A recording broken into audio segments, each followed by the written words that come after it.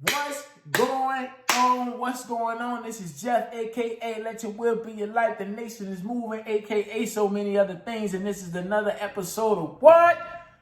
Muscle, Mind, and Money. Let's get into it. On this episode, we're going to talk about constructive criticism and the importance of constructive criticism and how it's aligning with society now.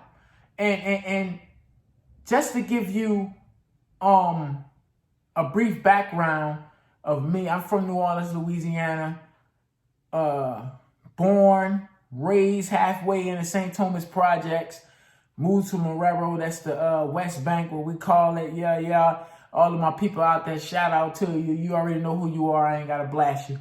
And that was after Hurricane Katrina brought us up to northern Louisiana, Faraday, Vidalia, Winsboro, Jonesville, Monroe, Louisiana, Clayton, all these little small towns, Wisner, Sicily Island, all these little small towns in between.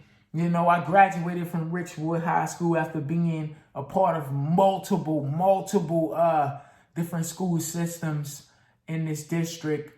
Graduated from Richwood, played football in high school, powerlifting team in high school. I did a plethora of things in high school, actually. Once I got to my senior year, I wasn't necessarily the greatest athlete in the world. I'm not going to sit there and tell you. Very strong in powerlifting, very strong. Came out of there, went to Grambling State University, go Tigers, baby. Everybody already know what Grambling is, And I did that 1 year, got on academic probation because I was doing everything but going to damn school, right? I was doing everything but going to school. And I'm going to tie this into constructive criticism. After that, joined the Army. Been in the Army for about 11 years now. Joined the fire department. Worked at a couple odd-end jobs. Wound up at the fire department where I'm at now. Doing a plethora of other things, that I will release down the line, because I don't need everybody in my doggone business, baby. I mind the business that pays me. You know what I mean? And here I am now. And I've been doing videos for about 6 years on personal development and growth. Read all type of books. Actually graduated with my associates in Homeland Security, bachelor's in criminal justice, master's in business administration. Yes, I'm an MBA. I should put that in my title. You know what I mean? Man, I do a lot of stuff. Got 3 children.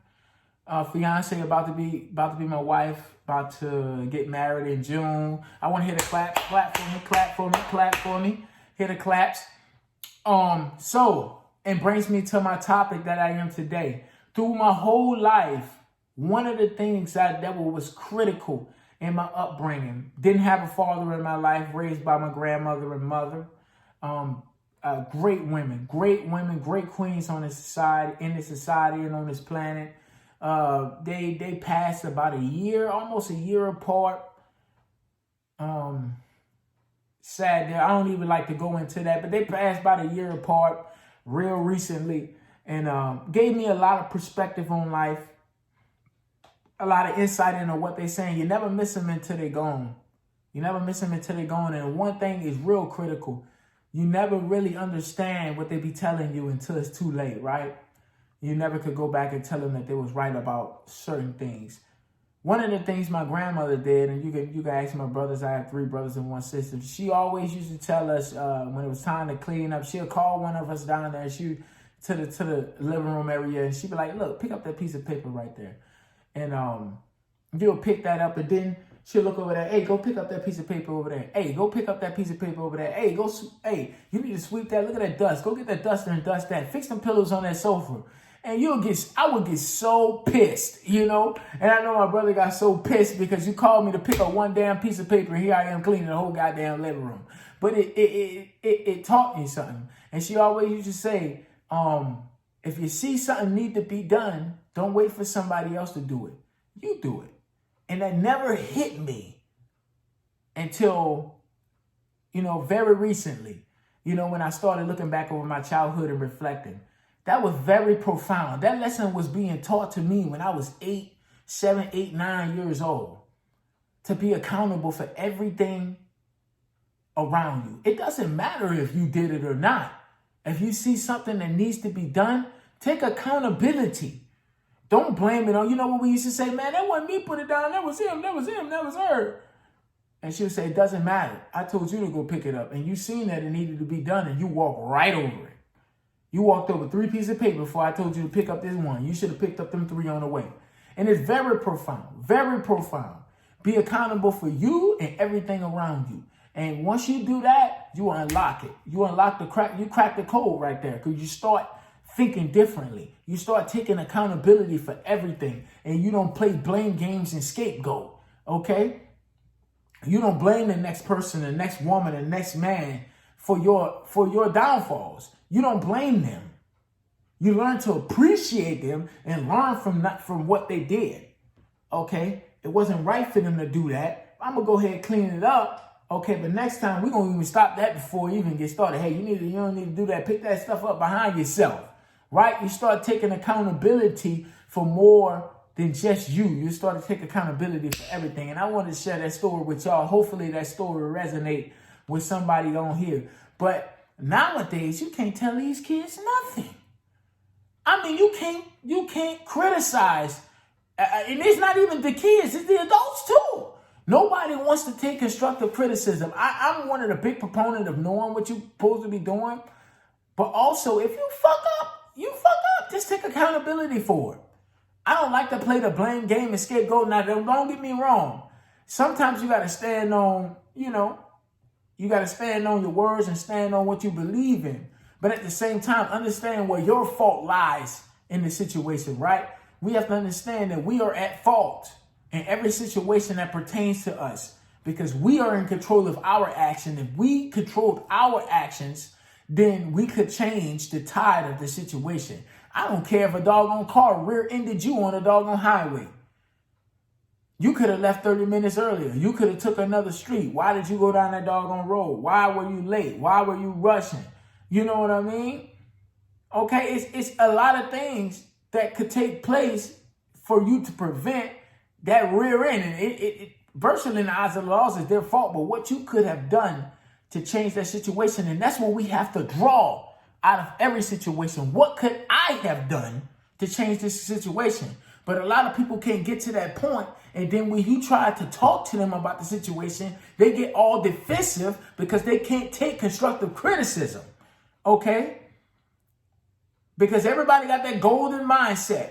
I'm right about every goddamn thing. And they never did nothing in their life. Never even been through nothing, seen nothing, did shit. But they think they're right about everything nowadays. Nobody can take constructive criticism. It's either that or they curl up like a doggone shrimp and go in the corner in the trunk and cry, woe is me, and become a victim. So it's either denial or victimization. Which one of them are you? Are you on the denial side, denying everything that's happening, or are you playing the damn victim? Either way, we need to change that doggone mindset, okay? Take accountability. Sticks and stones will break your bones, but words will never hurt you. Where did that go to? Now it's doggone, sticks and stones can't do to you. Words are doggone knock you over and kill you.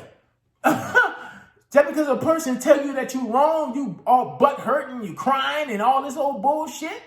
We got to wake up out of that doggone stuff. I had a powerful conversation with my boy Dez, owner of Fit for Life Herbalife Nutrition Club out there in Forain. Y'all go check that boy out, man. He got something special going over there. Him, Tia, got something special going on out there in the Monroe area.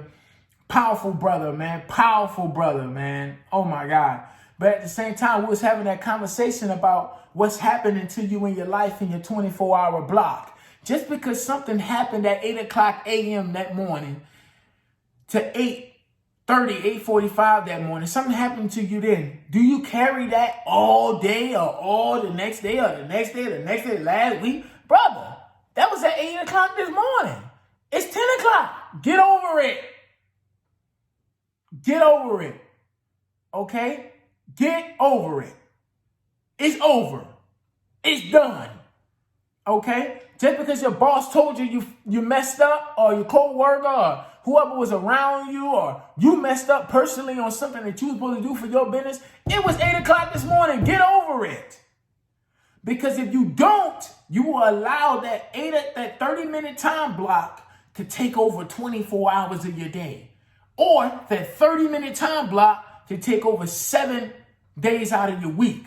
Until you get over it, that will occupy your mind, taking away from the positivity and manifestation that's going on in your life.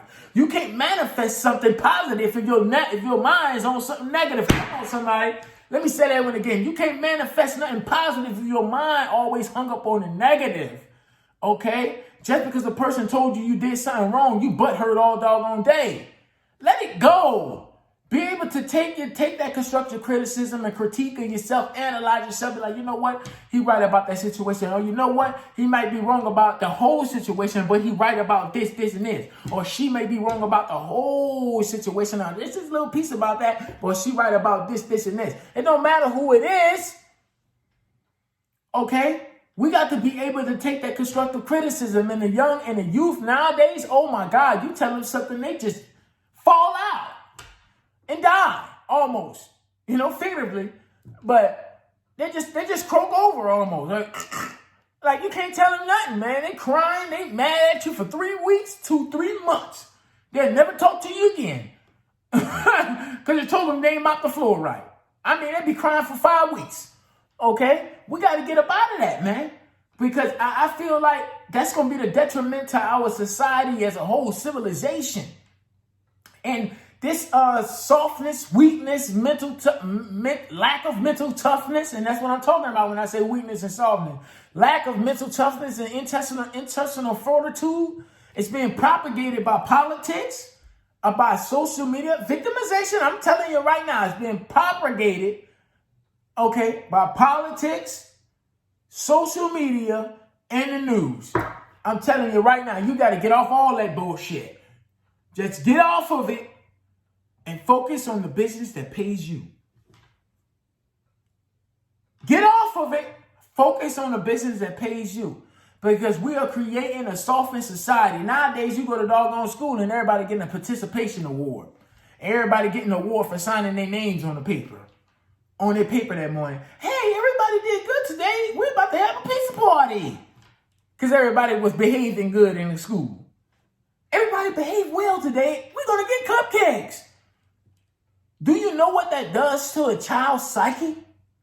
That means they think, okay, if I put on a show today, if I fake it till I make it, then I'll get some cupcakes at the end of the day. Hopefully I get a Reese's. Now, you're creating a standard, okay, with this type of behavior, but the behavior is falsified to get the end result. Okay? That's what people don't understand. You're creating a false standard. These kids are going to act the way that they want to act to get to what they want. It's called manipulation. And children are great at it. They are great. They are great at putting on a show to get what they want. And that's what they're doing, but they're not learning off of that. Because when they get in society, they're going to feel like this is what's supposed to happen. Fake it till I make it, and I'm going to get a Snicker. Not happening.